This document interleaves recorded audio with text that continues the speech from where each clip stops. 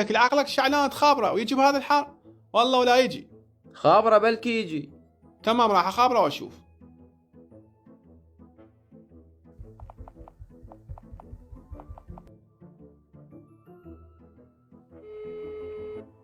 والله ما يجي انا اعرفه، بس هيك خبرته. بلك الله يهدي ويجي، قل له حاله انسانيه. هو هذا الخبل يعرف حالة انسانية؟ الو، شلونك شعلان؟ هلا طاهر، هلا. شعلان انا وحياه ورحنا نسبح بالشاط والدراجة عطلت بينا. اي والمطلوب شنو؟ اجر ستوته وتعال خذنا. صار طاهر تدلل. كفو منك كفو.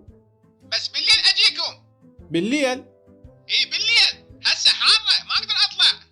ولك لا ما يصير الليل، احنا ميتين من الحر. طاهر بالليل يفيدك اجي، ما يفيدك الله وياك. وبعد لا تخافون اذا الشمس طالعه، انا ما اطلع بالنهار. خاب تعلمني بشعلان، والله ما يجي لو جد عطلان. والحل شنو؟ راح نموت فحطنا. الحل لو نعوف الدراجة هنا ونرجع مشي، لو ناخذها ويانا دفع. اذا نعوف هنا تنباق، خلنا ناخذها ويانا دفع. يلا امشي.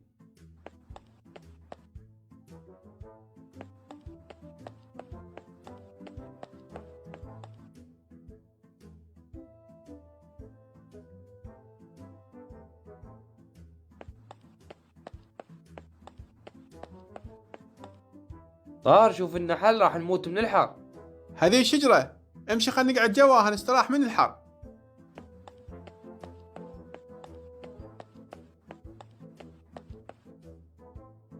والله اليوم ما لاقين هاي شجرة وقاعدين جواها الا ميتين من الحر.